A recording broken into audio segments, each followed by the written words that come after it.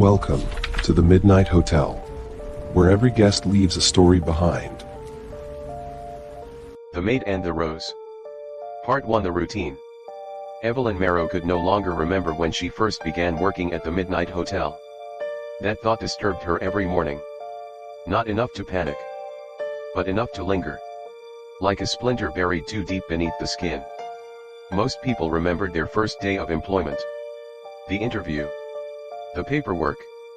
The awkwardness of unfamiliar hallways and new faces. Evelyn remembered none of those things. Only routine. Always routine. Every morning, she woke precisely at 6:30 a.m. inside room 313. Never earlier. Never later. The room itself was modest compared to the guest suites below. A narrow bed rested against the wall beside an old wooden wardrobe and a small vanity mirror that always seemed slightly fogged no matter how often she cleaned it. Outside her window. Rain. Always rain. Sometimes soft. Sometimes violent. But always there. The Midnight Hotel existed beneath endless storms. Or perhaps storms simply followed the hotel. Evelyn had stopped questioning such things long ago. At exactly 7 in the morning, the hallway bell rang once. Breakfast hour.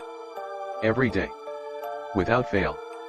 Evelyn dressed quickly in the hotel's black housekeeping uniform before stepping into the third-floor corridor. The hallways of the Midnight Hotel always felt quieter in the mornings. Not peaceful. Watchful. The deep crimson carpet swallowed footsteps completely while towering velvet curtains concealed the dim morning light beyond the windows. The chandeliers overhead flickered softly with pale golden light despite no visible electricity running through the building. Portraits lined the walls between doors. Not portraits of people. Never people. Landscapes. Impossible places. A frozen forest beneath 3 moons. An endless staircase descending into the ocean. A city made entirely of black towers standing beneath a broken sky. Some mornings, Evelyn could have sworn the paintings changed slightly when she passed them. Today, the staircase painting had one extra figure standing near the bottom. She looked away immediately.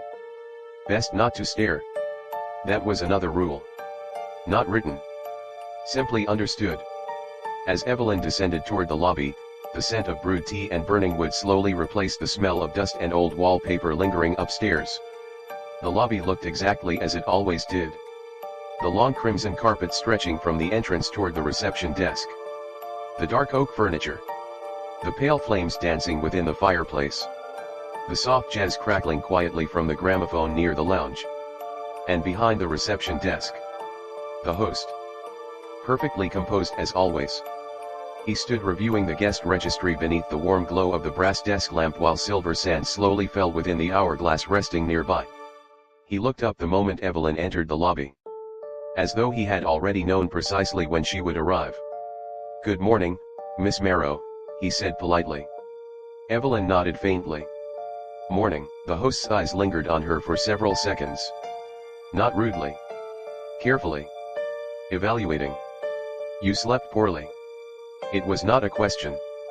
Evelyn hesitated. "I had the dream again." "Interesting."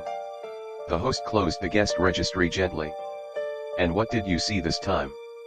Evelyn frowned slightly. Fragments. That was all the dream ever gave her. Rain against glass. The hotel entrance. Someone screaming somewhere upstairs.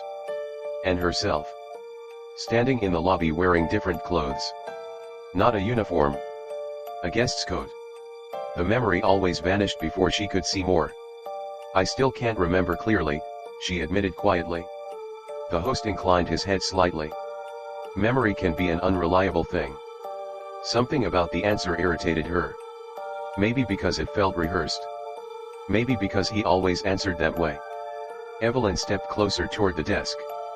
"How long have I worked here?" The question slipped out before she could stop herself. The jazz music continued softly behind them. The grandfather clock ticked steadily near the entrance. The host remained silent for several moments. Then, long enough to become very good at your duties. Not an answer. Again. Evelyn suppressed her frustration. Most conversations with the host felt that way. Like speaking to someone who carefully chose exactly how much truth another person deserved. You're avoiding the question. I am answering it appropriately.